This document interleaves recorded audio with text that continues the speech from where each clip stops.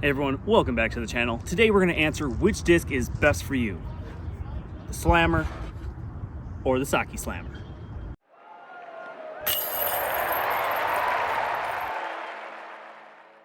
Welcome back to the channel. When I first started playing disc golf, the original Slammer was one of the first overstable putters that I absolutely fell in love with.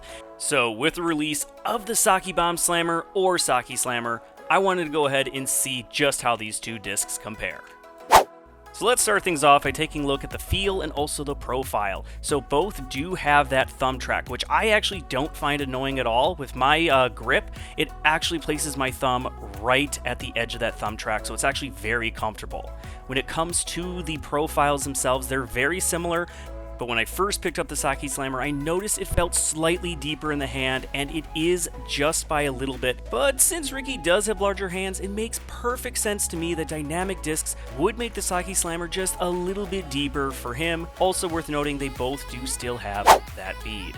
Now it's time for the flight comparison, and this is where I felt most of the differences would be seen between the two discs. When thrown on a hyzer, I mean, there is almost no difference for a player of my arm speed, that kind of medium to slower arm. There's really not too much of a difference. The Slammer may be held straight just a little bit longer before hyzering out, but it's on these anhyzer shots and also forehand shots where you're going to see the difference. The Socky Slammer just fought out of the anhyzer right away and hyzered out, versus the regular Slammer holds the anhyzer for a decent amount and just fights out at the very end of the flight. It doesn't have that harsh dump at the end that the Socky Slammer had. Same thing for forehand. Socky Slammer almost didn't want to get any turn in, it just kind of hyzered out, versus the Slammer noticeably gets some turn in that mid-flight before it slows down and then has that hyzer finish. So some may ask which has the most glide, and to be honest, as a medium to slower arm speed player, I really didn't notice that much of a difference when it came to the glide. Both of them were just so overstable that they just like to drop out of the sky. Now for bigger arms that can get these to go a little bit more distance, yes, they may see more noticeable difference when it comes to the glide. So if you have some experience of that with both these discs, please comment down below with what your findings are for the community. So as we get back to the forehand shots, I do have to say I like the Slammer a lot more when it comes to forehand because it's shallower. Again, I have really small hands, so I just really prefer the OG Slammer. It's still nice and overstable. It does what I want it to do. So if I was primarily going to be using these discs for forehand, I would definitely choose the regular Slammer.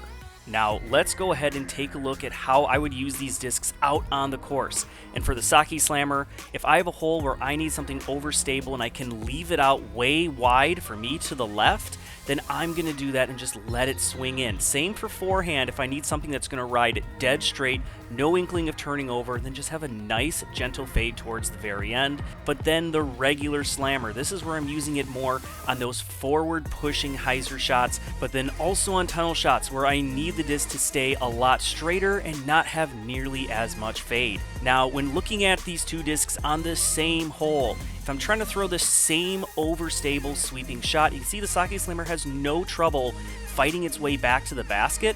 The Slammer, I left it out a little bit further to the left, but it doesn't quite have as much fade, but it did push forward a lot more than the Socky Slammer. Now that gives you two different ways to attack a hole. On this hole, I can go out wide and a little higher and let the Socky Slammer just hyzer in, or I can really just go at the basket with the Slammer and just take advantage of how straight it is before it hyzers out. But how do the two compare putting? Well, for the Socky Slammer, if you're just at circle's edge, you're going to want to leave it just outside on the edge of the chains and let it have that nice hard dump back towards the center of the basket.